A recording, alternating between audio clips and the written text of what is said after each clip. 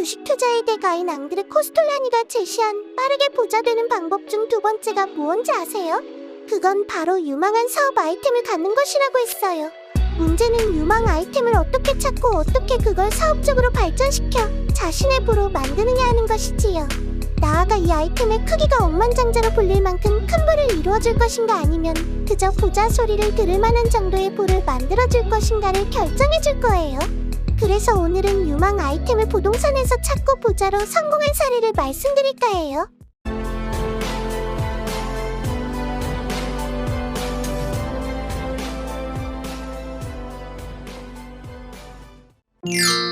아파트와 같은 공동주택이나 빌딩 그리고 상가 등 할 것 없이 한동안 부동산 시장은 지역별로 차이가 있기는 하겠지만 기세 좋게 상승해 왔습니다.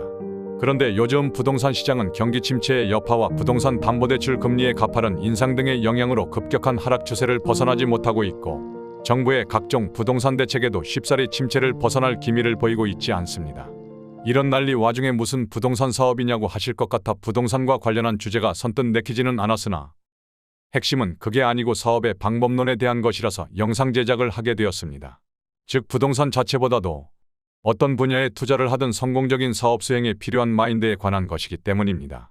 어느 면에서는 위기는 곧 기회라는 말처럼 누구나 공감하는 부정적인 상황에서 오히려 역지사지의 행운을 가져올 수도 있기 때문입니다. 지인 중에 수년 전에 부동산 사업으로 크게 성공한 사람이 있습니다. 물론 시기적으로 부동산 경기가 나쁘지 않았다는 점이라든가 개인적으로 장기간의 부동산 분양 경험이라는 전제가 있기도 했지만 그가 성공한 배경에서 가장 핵심인 것은 긍정적인 요인보다 사업 추진 과정에 있었다고 할 수 있습니다. 본격적으로 부동산 사업을 시작하기 전까지 그는 재건축을 추진하고 있던 상가의 분양에 우선 협상자로 참여하고 있었습니다. 하지만 인허가 과정에서 사업자와 기존 지주들 간의 분쟁이 장기화되면서 재건축 사업 추진이 지지부진하자 전망이 없다고 판단하여 손을 뗍니다. 그 후 몇 개월의 공백 기간 무엇을 할 것인가 고심했습니다. 와중에 그는 자기 사업을 하기로 결심했고 그 대상을 부동산을 택했습니다. 오랜 동안 부동산 분양 사업을 해왔었기 때문에 부동산 개발 사업의 생리를 웬만큼 꿰뚫고 있었으므로 부동산 개발 사업이 유망한 아이템으로 판단된 것입니다. 참여했던 재건축 사업 시행사와 결별을 한참에 직접 시행해보고자 한 것입니다. 마침 한창 개발붐이 일고 있던 PC 신도시 쪽으로 눈길을 돌렸습니다. 부동산 개발 사업과 연관 있는 일에 몸담아 왔기 때문에 의욕은 넘쳤으나 어쨌든 새로운 분야인 것만큼은 부인할 수 없었습니다. 그래서 그가 우선적으로 한 일은 그 분야와 직접적인 관련 여부를 떠나 사업 추진과 관련하여 그에게 제대로 된 조언을 해줄 수 있는 멘토를 찾는 것이었습니다. 다행히 주변 사람들을 통해 훌륭한 멘토를 만났고 그로부터 사업 추진에 대한 방법론을 들었습니다. 멘토가 그에게 조언한 것은 다음과 같습니다. 첫째, 열심히 하는 것도 좋지만 일에 맺고 끝맺음이 더 중요하다. 누구나 맘만 먹으면 똑부러지게 일을 처리할 수 있다.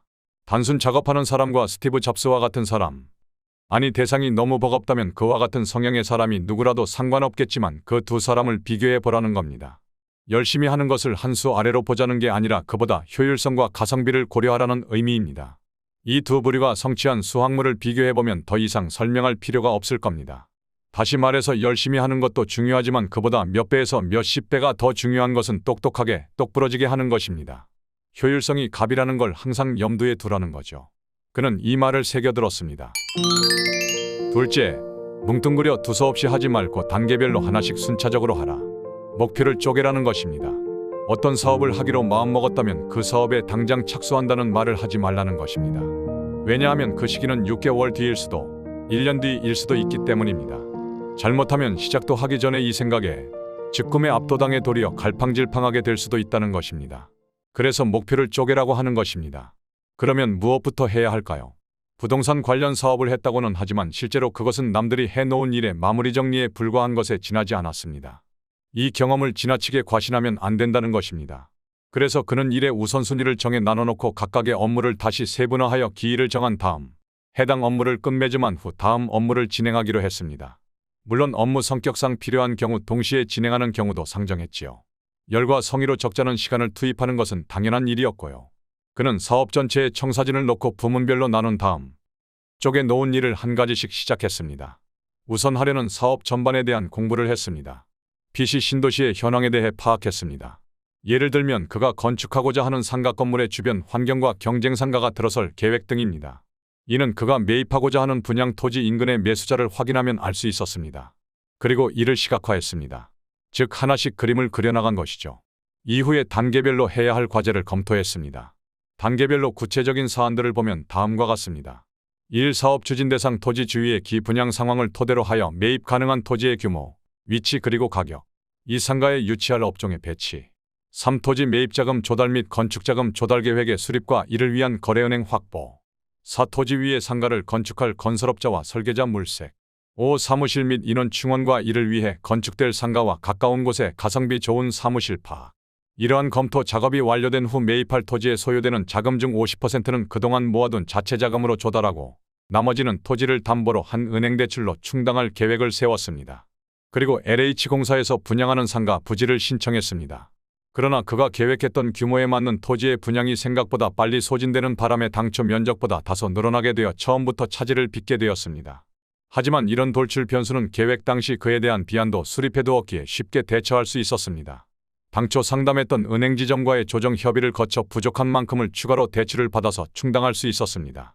그 이후는 검토한 단계별 계획을 차례로 이행해 나갔습니다. 그렇게 만반의 준비를 했음에도 불구하고 애당초 그렸던 그림과는 달리 불가피한 설계 변경에 따른 건축자금 증가와 같은 상황에 봉착하기도 했습니다. 이로 인하여 한때 건축자금 지급이 지연되며 공기가 미뤄지기도 했습니다. 하지만 그의 주특기인 분양 업무가 그나마 순조롭게 이루어지며 자금줄에 숨통이 트였고 성공적으로 사업을 마무리할 수 있었습니다. 이렇듯 부자로 성공하려면 무턱대고 열심히 하는 것보다 똑똑하게 하는 것 그리고 목표를 쪼개서 한다는 게 중요하다는 사실을 간접적으로나마 체험했습니다. 또한 멘토의 조언을 듣거나 기타 사업에 도움이 될 만한 정보를 가득 쌓아놓는다고 자동적으로 일이 알아서 되는 것은 아니라는 것도요. 무엇보다도 멘토의 말을 믿고 그에 따른 실천적 행동이 중요하다는 거지요. 많은 사람들이 누구나 할 수 없다고 말하는 것도 실은 누구나 할 수 있기도 합니다. 왜냐하면 상기의 예처럼 방법이 단순 명료하거든요. 여러분이 부자로 성공하기 위해서 어떠한 일을 하시든 위와 같은 아주 심플하지만 강력한 방법을 활용하신다면 적지 않은 도움이 되리라 확신합니다. 여러분이 하시는 일의 행운과 더불어 부도 충만하시길 응원합니다. 이번 영상은 여기까지입니다. 시청해주셔서 감사합니다.